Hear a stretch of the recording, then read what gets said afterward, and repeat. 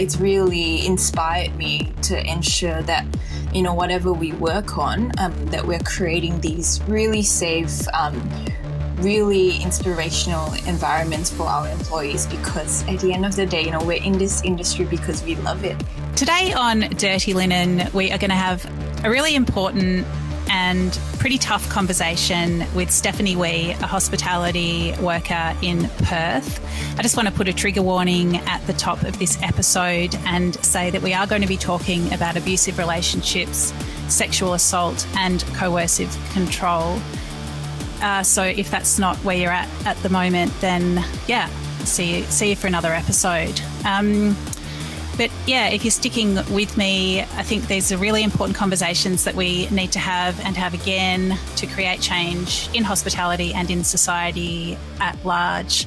So Stef has been working in hospitality for a decade. She's been a cafe owner. She's worked as a chief concierge at a big hotel, and she's currently working for a big hospitality group in operations. Stefanie, welcome to Dirty Linen. Hi, Dani. Thanks for having me. Well, thank you so much for being on the show. I think we know that we need people to work in hospitality, to love hospitality and to lead rich, fulfilling and, just safe and happy lives while they're doing it. So thank you for being part of a movement towards that. Oh, yeah, I'm glad to be part of this conversation. It's really important to me. Awesome. So tell us a little bit about yourself. What's your background and how have you come up in hospo? Yeah, so as you mentioned, Dani, I've been in hospitality for 10 years. I actually used to be in the TV industry back in Singapore, and then when I moved to Australia, kind of just, got into hospitality casually at first, but, it's just something, once you love it, it's really hard to leave. So I've owned my own cafe. So it was like a patisserie. It was, I would say 90% of my staff were female. Female head chef, female manager, female head barista. So that was a really great time, like such a really inclusive and open environment. And then after that, I was a chief concierge at a hotel, which was interesting. It went from being leading an all-female team to leading an all-male team in what's traditionally a really male-dominated role, I suppose. And then I've been working for a large hospital group for about, I would say, 9 months now. Okay. So, there are so many great women working in hospitality, and we love to celebrate female leaders in the industry and, those that are coming up through the ranks in different businesses as well. But, what do you think overall, like big picture about, the place of women in hospitality? Are things getting better? Is it still a very male-dominated world? Like, where do you think things are at? I think, it's changing for sure. Like, we've seen a lot more prominent female head chefs, a lot of female business owners, even here in WA, like the head of tourism, like it's female. That's really incredible. But at the same time, I still think it's still a very top-heavy male environment. It's still a boys' club in a lot of restaurants. I think it's just, going all the way back to like that whole kitchen brigade kind of structure. In a way, that's kind of always been there, and it may take a while more to change. But I think it's getting better, like compared to 10 years ago. I think sometimes we can think that things are better and therefore they're good enough. But do you think that there's a way to go? Do you think that it's still an industry that can be super tough and damaging for women? Oh, 100%. I think, and we've seen it happen in all these other like big industries, like in like politics. I guess it's probably the biggest one here in Australia, but in sports, in entertainment, there's always room for it to be better. I think especially in hospitality, there's still really rampant sexual harassment. I remember reading like it's as common as like up to 80% of women still experience it. Quite a large percentage of males actually experience it as well. So, that's way too high a figure. It's way too normalized still, and that really needs to change. And, from your own experience, what kinds of things have you seen that have, shocked you or that you think are just, not as they should be? I mean, for myself, even just from a more like everyday kind of perspective, obviously just, dealing with really unwarranted and unwanted behavior from either like customers or colleagues, like the usual like suggestive comments or sometimes like crude sexual remarks where you kind of brush off and go like, oh, that's normal, or you don't really want to call it out. That it's still really, really common. But then even sort of on a more serious, I guess, serious way that I've experienced it is being in an abusive relationship, and just kind of looking back in hindsight and realizing how much, I guess, of that behavior was reflected and encouraged, I guess, by the industry. So, yeah. In what way? Like, is it a sort of like a bro type culture, or what kinds of, endorsement or reinforcement can people find in an industry that can then, I suppose, give them permission to behave in a certain way? Yeah, I think that low-key bro culture, I want to say especially in kitchens, but I think it's quite widespread even, in front of house, but just that normalization of it, that's not right. Like, and I think a lot of, if you think about it, a lot of our frontline employees in hospitality, they're typically female, they're typically a bit younger, and because of that power imbalance with men being in the majority of, these management and ownership roles, that imbalance kind of creates that tolerance almost, or like ignorance and normalization of a lot of things that shouldn't be happening. And I guess because a lot of maybe even like the celebrity chef culture even, or I don't know, there's something about like people of prominence and authority in the hospitality industry, and I guess across every industry, they do use that power and they do leverage their influence to dominate others, and that's not called out enough, I think. Yeah. I mean, I guess a lot of the dynamics that you're talking about, you can find them in a workplace and also in a personal relationship, as you've talked about. Do you think seeing some of those dynamics normalized in a workplace culture makes it harder to see them for what they are in a personal relationship? Oh, 100%. Like, I think I look back now, and I have to be really cautious with avoiding self-blame, because it would be way too easy for me to go, oh, you should have seen that coming, or you should have picked up that really bad behavior then. But because it's so normalized, you kind of almost get groomed into thinking it's okay. Yeah. It's just, I mean, I'm so sorry that you experienced that. It's really upsetting to think about it, even without knowing details. I'm almost crying just hearing you talk about it. And I can so understand getting into that dynamic of, just on the verge of blame, and just, I suppose, how did I let this happen, when of course, it's something that's enacted upon you.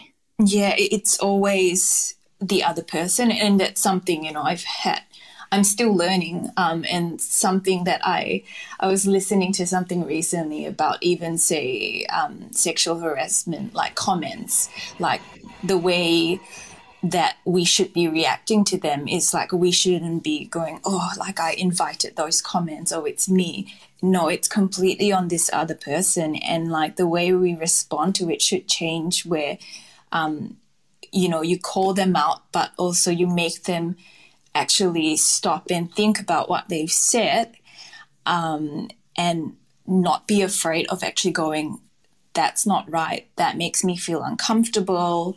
Even if, like, I think it's really interesting. I think legislation actually says that even if there was no intent and even if it was a once-off comment, that is illegal. So that's really, really important for people to know, because it does put the power back to them to be able to say something.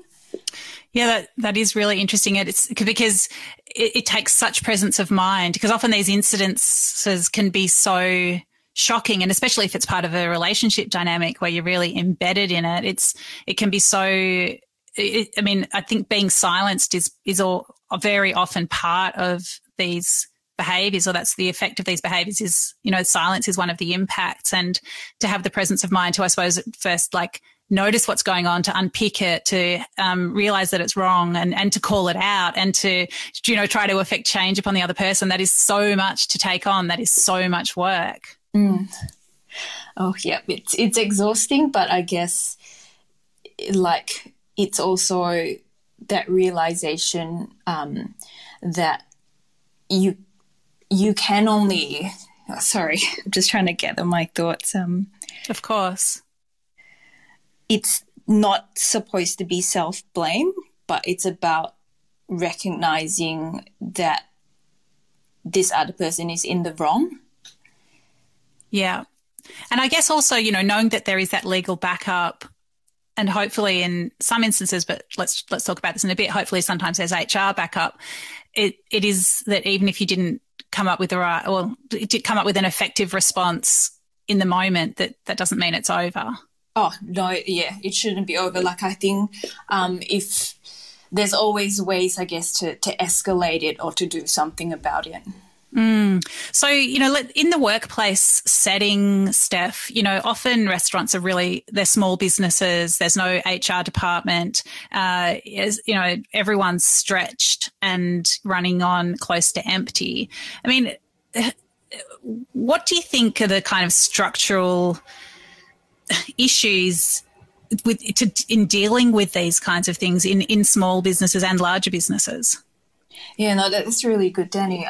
I think that, yeah, like what you said, with a lot of restaurants, especially if they're like a smaller independent restaurant that's owner operated, like, usually a lot of the time the owner may not actually have the time or resources to actually put into this, to have that understanding of, oh, I should actually look into my HR policies for if an incident like this happens. It's also really tricky as well if they, it's their commercial interest, right? So sometimes employees may not want to say something, or they feel like they can't say anything because it's too closely tied to the restaurants, like they kind of go, oh, I don't want to, my employer won't do anything anyway because it's their business, and they don't want it to be out in the public domain that, this is happening. So that's really, really tricky as well. But I think even for a small business, that there's things that can be done, like even just having those open conversations with staff members, like being, creating that safe environment where they know who they can talk to about it, even if they're uncomfortable, say, with going straight, to the owner. Like, is there something in your management structure that, gives them that sense of, they can report it to this person, maybe. But obviously, like with larger hospitality groups and hospitality businesses, making sure that the whoever's in HR like really that this is almost at the forefront of conversations early on, so that it's almost like mentioning it before it even happens, because if you leave it too late, like your employees may not even know how to react, who to go to. Yeah, I think that's such a good point, that it should be, proactive, not just reactive. Yeah. Have you encountered anything that's been like really helpful from an employer that's made you feel safer at work? I think like my current employee, like they really do prioritize the company values of integrity and family, and that's really incredible because I've obviously had to just speak about my own experience of this abusive relationship and in ensuring that I'm safe at work, and them, like, I had a conversation with HR and they actually went, what can we do to actually make sure that you're okay? And, reminding me that I had access to the employee assistance program, which I know not all hospitality companies, especially smaller restaurants and cafes, have access to. But that was really incredible to know that I had access to that. And just constantly actually just checking in. Yeah, that sounds to keep those channels open and to, keep the conversation going. I mean, I'm just sort of, pondering as you're talking, like what kinds of things could really small businesses do to create that safer environment? You've already talked about, I guess, pointing people towards someone they could talk to. I mean, some businesses are really small, like perhaps, perhaps there isn't that right person to talk to. I mean, are there sort of, what other kinds of strategies do you think could be employed either from the employee or employer side to, create safer environments? Yeah, I mean, I've read about some smaller like cafes almost like appointing one of their staff members, say like the highest like rank, I hate using that term, but almost like the highest ranked female maybe, so that all the other female employees in the workplace could go to that person, and making sure that she's gone through training like externally, because there's plenty of, I think, resources out there. So that could help. Something that's really helpful, there's like and I think you've spoken about it before actually, like mental health first aid program. That's really important, like that maybe they could even send just one of their staff members to that, because they would know how to react in certain situations. And I think for the managers, like a lot of sexual harassment does still come from customers. And I guess it's as important as, say, when you have an RSA, you have the right to, kick someone out if they're disruptive. That should be exactly the same policy for if a customer sexually harasses any employee. If it's one comment even and you've said, look, mate, that's not right, and they still persist, there should be that line drawn in the sand where you go as a manager, I'm sorry, mate, you're not welcome here. Yeah, I think that is so important, because, I mean, the dynamic that's created through that positive action, the way you show that you're standing beside an employee, is so powerful. And conversely, when you show that, like, oh, just brush it off. It's, we need that table, whatever it is. They're a good customer. They're coming in with a group next week. Like, to diminish the impact of those behaviours and stand with the customer rather than the employee. So, yeah, it just can be so damaging. And even the personal impact is by far the most important, but even from a staff retention point of view, you've got to think that, especially, if people aren't thinking about retaining staff now and, the powerful actions that they can take to do that, then I just don't know when they're ever going to think about it. So it's, certainly makes, I think it's good business to look after your staff in that way. 100%. And a lot of the time, you know, those interactions, they will follow those staff members, because if a staff member experiences that and no one stands up for them, they're going to take it into their next workplace and just think that that's normal. And then that cycle is just going to continue. Yeah. Absolutely. That's such a good point, because you think, you know, when you talk about kitchen brigades and all those real traditional structures, I mean, and, you know, bullying in kitchens, you know, there's so much of that. Well, this is what someone did to me, so I'm going to do it to the next person. So yeah, it's really, it takes a lot of courage and strength to break those cycles, or even to see those cycles. But I think, you know, we're definitely at a point where there's enough talk about it that people can at least see it and then hopefully decide to create change. So Stefanie, you said you're from Singapore, and I don't want to make assumptions, but I'm going to guess that you're Asian. Am I right? Yes. So I'm just wondering, you know, we've talked a lot about anti-Asian racism on this podcast. I'm just wondering if there's, you know, that aspect to the kinds of things that you've experienced as well. Oh, definitely. I think there's obviously like you know, especially after COVID hit, you know, a lot of unwarranted comments related to, oh, you know, it's from your culture, you know, those things.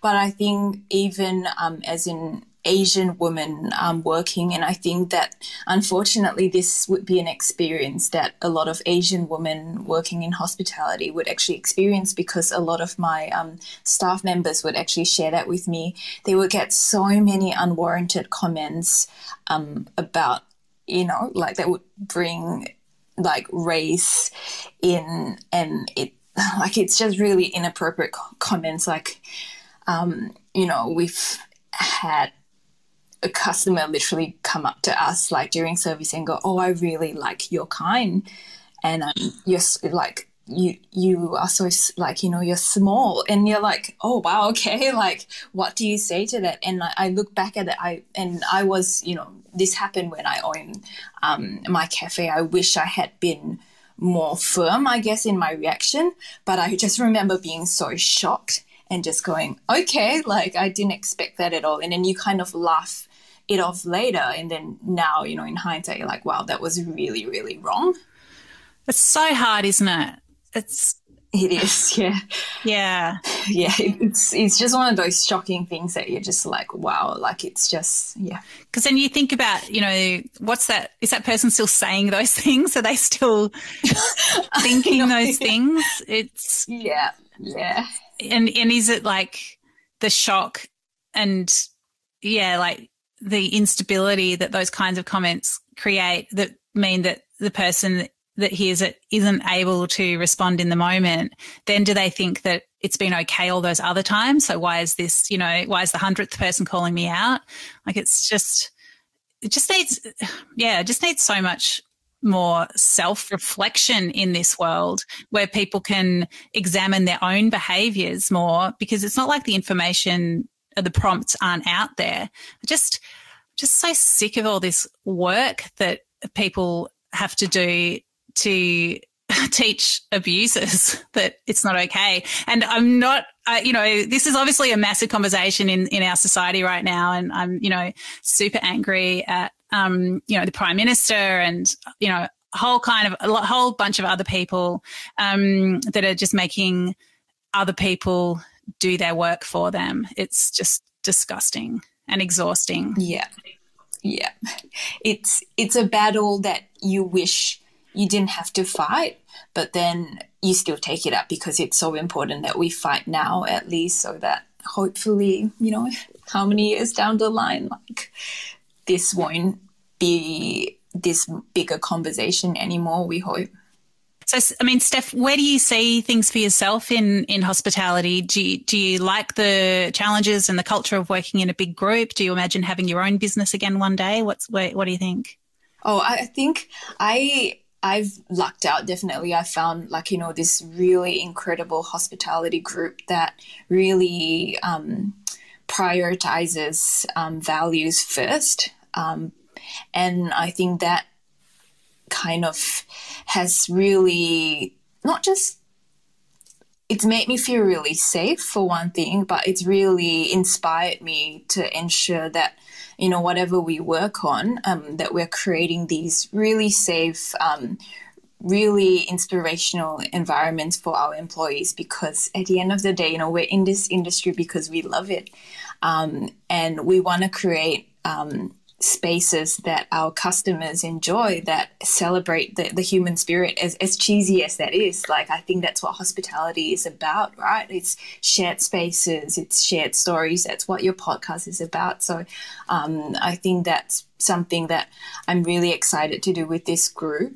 And then on the side as well, just working on a side project called Out of the Weeds, is just kind of to explore, I guess, mental health resources for people in hospitality. I think a lot of us don't actually have access to good resources. So just kind of creating that community for openness, but also ensuring that people, have these little things that they can do in their own workplaces, like, say, yoga classes for people in hospitality, or physio stretches for, chefs. So these little things that just make it a better work environment, that's really important to me. Yeah, well, I've got your Instagram outoftheweeds.club open, and it's fantastic. So it's really, as you say, it's got all those sort of practical tips, and also, I'm looking at this one that's here's signs to look out for, like, looking out for signs of a workmate who might be struggling and might need some support. So, some of those signs might be reacting emotionally or angrily, difficulty concentrating, negative thought expressions. I think it's so powerful just for people to have that as a reference, just have in the back of their mind, and just, I guess, for people to be able to reframe situations around them and support one another. I think it's really, really nice.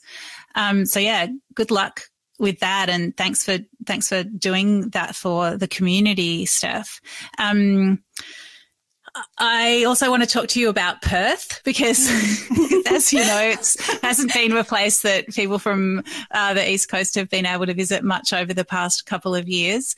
How are you feeling over there? And, what do you think? How do you think the next months are going to roll out? Oh, it's definitely been an interesting week, I guess, for everyone here. I have, family still in Singapore, and I have a lot of friends especially in the industry. It's a lot of us here, we are migrants, or we are, people have come here as students and stayed on and are still working in the hospitality industry. And I guess feeling that despair, I guess, from everyone has been quite hard, and just hoping for the best. And it's one of those things, we're so safe here, which really has been a privilege. And I think that still has to be recognized, that, that's good. But then at the same time, that disappointment in the government, and, going, you've had 2 years to prepare, why hasn't that been done? So there's, it's quite sad, but a lot of people have kind of gone, it is what it is, which is sad, but we're obviously hoping that over the next few weeks, we have a bit more information on what's going to happen, because a lot of hospitality businesses as well, we were kind of expecting that, come February 5th, borders would open. Obviously, there's all these safety measures we would have to deal with, but at least that will kind of open us up to interstate and international visitors again. And now that discouragement of having that pushed back and going, all right, like, what's going to happen now? Yeah. It's going to be interesting. Yeah. Yeah, it's going to be really interesting. And it's, from my perspective, living in Melbourne and going through what we've gone through, it's so sort of destabilizing and scary when you just start, quote unquote, living with COVID and those case numbers go up, which is what you'll encounter eventually. And I just think it's like, I feel really worried for you guys, because you've been so insulated and safe, which, as you say, is a good thing. Like, absolutely, it's good to not have COVID around, but it's going to be such a shock for you. I just don't know. It was hard enough for us to cope with when we've been, numbers are up, numbers are down, numbers are up, numbers are down. But for you guys, it's going to be really full on. Yeah, it's really interesting because like sometimes, like I think Perth in itself, it's quite an insular environment. And sometimes you talk to people and they're like, oh, like there's almost that lack of awareness of, that's what's happening around the world. So yeah, it's going to almost, that feeling here is like the apocalypse is coming almost, because it's going to go from 0 to like 100 really quickly. And we're doing what we can now to make sure that, we're staying as safe as possible. But I think it's still going to be a really big shock to a lot of people that like that's what people have been dealing with for the last 2 years. Yeah, I think so too. And just to throw something at you at the last minute, do you celebrate Lunar New Year? I do actually. So that is next week. So that's exciting. I'm glad to at least have my family here, but obviously haven't seen a lot of family back in Singapore for a while, but still like it's, looking forward to all the food. Have you got a Lunar New Year classic that you just always have to have? Oh, I think just the cookies, Dani, like just go all out with every cookie imaginable. Like I'm not sure like whether like, pineapple tarts, like love letters. If you haven't tried any of that, I highly encourage you to go get some. Yeah. I love it. I've just been thinking about that tossed fish salad. Oh, Yushan, yes, yeah. Yeah, Yushan, yeah. So lucky to toss that salad and, money bag dumplings. And, it's just such a great celebration. And I'm not sure what Year of the Tiger is going to bring, but I got a pretty good feeling about it. Yeah, let's always hope for the best, yeah. Definitely. Is there anything else that you'd like to say? No, I think just thank you. Like I really love hearing everyone's stories on this podcast. It just reminds you constantly that's why we're in this business. Like it's just so many varied stories of the human experience. And I guess just to be kind, I think that's the general sentiment at the moment. And I was just saying to a friend earlier, like, it's quite sad that places have to actually put posters up to remind customers to be kind. But I think that's really important that we just keep being kind to strangers that we encounter. I'm so with you on that. Absolutely. There's nothing more important. Well, Stef, I really am grateful for your courage in chatting to me today. I know this isn't an easy conversation for you to have, and really, really appreciate it. And I'm sure that it's going to be a conversation that means a lot to a lot of people, and it becomes part of the change that we all want to see. So thank you so much. Thanks for having me, Dani. All right, take care, and I'll see you in Perth. Hopefully, and I'll hopefully see you in Melbourne. Yeah. This is Dirty Linen, and I'm Dani Valent. We air the issues that the hospitality industry finds hard to talk about, hearing from different people with unique perspectives. We want to hear from you as well. If you have something that needs to be said about a topic, get in touch so we can include your perspective. Contact us at dirtyLinen@deepintheweeds.com.au or hit us up on Insta at Dirty Linen Podcast. We can't wait to hear from you.